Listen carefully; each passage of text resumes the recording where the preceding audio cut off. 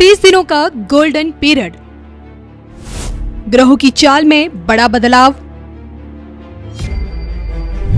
Health और wealth कैसी रहेगी, संबंधों में आएगी कितनी मिठास, क्या पाएंगे क्या खोएंगे, कितना कमाएंगे और कितना जोड़ेंगे, भाग्य के बल पर क्या क्या पाएंगे। देखिए सिर्फ धर्म ज्ञान पर जून मासिक राशिफल 2025। नमस्कार, धर्म ज्ञान के दर्शकों का स्वागत है। कविता राणा और मेरे साथ हमेशा की तरह मौजूद हैं आचार्य मयंक शर्मा जी। मयंक जी, स्वागत है आपका। धन्यवाद कविता जी। धर्म ज्ञान के सभी दर्शकों को सादर नमस्कार। आपका हर पल मंगलमय हो। ये आप लोगों का ही प्यार है जो हम आप लोगों के लिए लेकर आते हैं मासिक राशिफल। और एक लंबे समय से हम बोर्ड के माध्यम से आपको बता नहीं पा रहे थे, लेकिन मयंक जी की रिक्वेस्ट थी कि कुछ किया जाए और यही कारण है कि लेकर हाजिर हैं आपके मासिक राशिफल को बोर्ड के साथ। आज के स्टूडियो में हम धनु राशि धनु लगन वाले जातकों के बारे में बात करेंगे, बताएंगे कि जून का एक एक महीना आपको आपके करियर में कितनी ग्रोथ देगा, आपकी सेहत को कैसे बनाए रखेगा, आर्थिक तौर पर आपको कितना फायदा देगा, तो ये महीना आपका कितना चैलेंजिंग भरा भी रहने वाला है। सब कुछ जानेंगे, लेकिन शुरुआत करते हैं आपकी ग्रह चाल से। बताइए सर।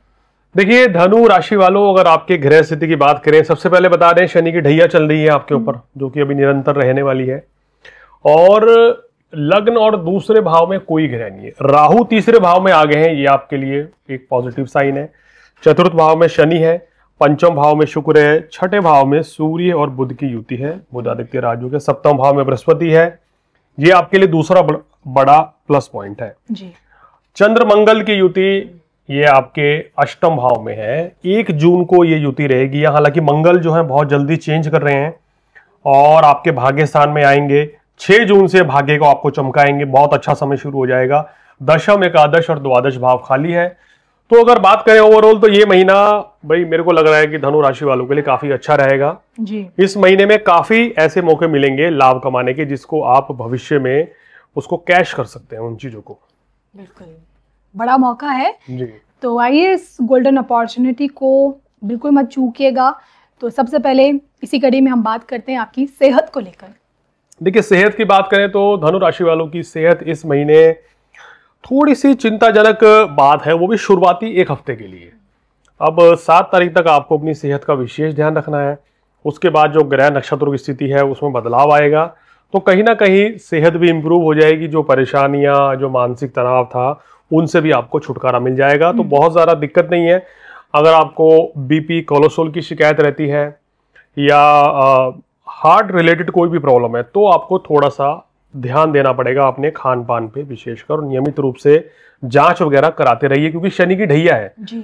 और शनि की दृष्टि अभी 15 जून तक सूर्य पर रेगुलर पड़ेगी। फिर सूर्य चेंज हो जाएंगे तो हालात में सुधार होगा। तो लापरवाही करना महंगा पड़ सकता है, खासकर सेहत को लेके। बिल्कुल।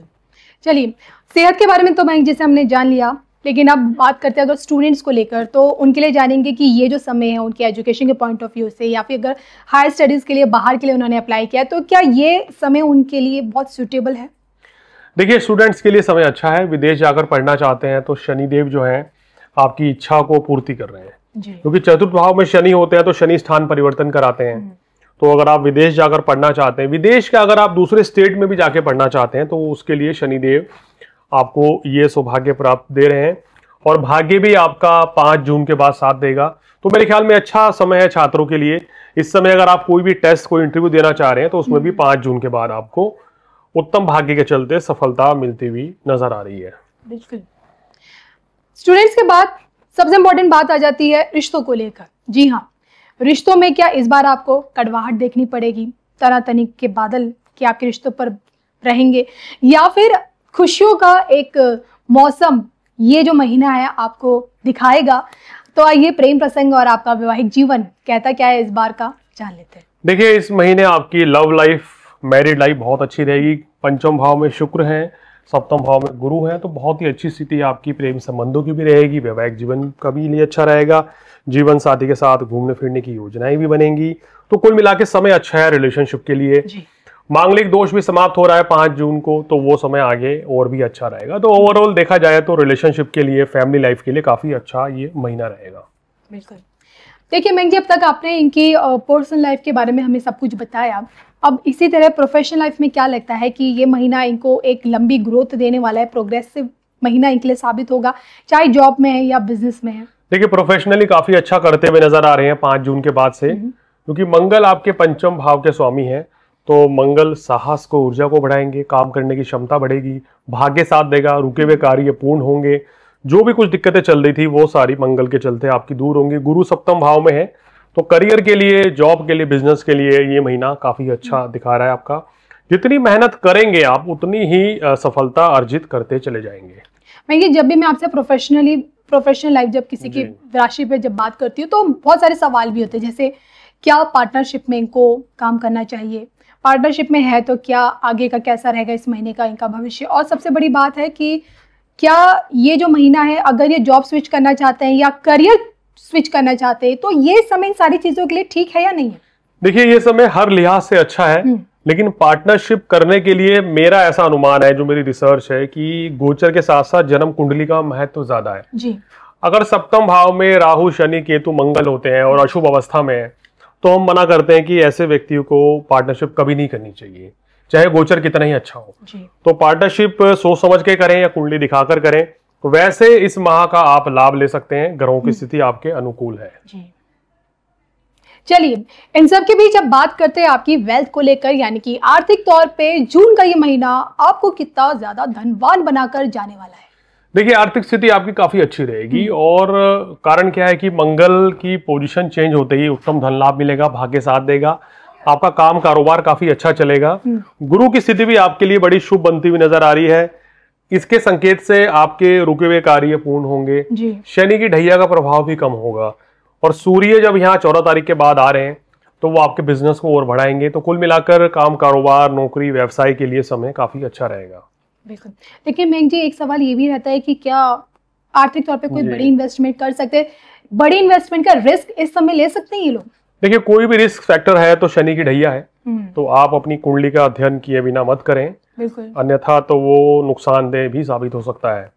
जैसे कि ऐसे समय पे शनि की ढैया के समय पे अगर आप किसी कारोबार की स्टार्ट करते हैं तो उसमें सोच समझ कर करें, कहीं ऐसा ना हो कि आप तो अच्छे के लिए कर रहे हैं लेकिन भाग्य आपका साथ ना दे, जो आप काम करना अभी चाह रहे हैं वो उसमें सफलता ना अर्जित करें। तो कुंडली विश्लेषण के बिना कोई भी बड़े काम की शुरुआत हमें नहीं करनी चाहिए। बिल्कुल। तो आइए इन सब के बीच आपके लिए ये जानना भी बहुत जरूरी है कि इस पूरे महीने क्या कुछ उपाय आपको करना बहुत ज्यादा अनिवार्य है। देखिए उपाय के तौर पे संपूर्ण मास में सूर्य देव की आराधना करनी चाहिए, आपको सूर्य को जल चढ़ाना चाहिए, और बृहस्पति बहुत अच्छे अवस्था में एक पुखराज धारण करके रखें, आपकी राशि के स्वामी भी हैं। अगर कुंडली में भी गुरु बलवान है तो पुखराज धारण कर सकते हैं। शनि के बीज मंत्र का जाप करें, ओम शन शनिश्चराय नमः, या शनिवार के दिन काले तिल, काले चने, सरसों का तेल का दान करें, बादाम का दान करें, जिससे शनि देव के जो अशुभ फल हैं उनसे आपको छुटकारा मिले। बिल्कुल। और इसी के साथ मुझे और मयंक जी को अनुमति दीजिए, पुनः मिलेंगे, तब तक के लिए नमस्कार।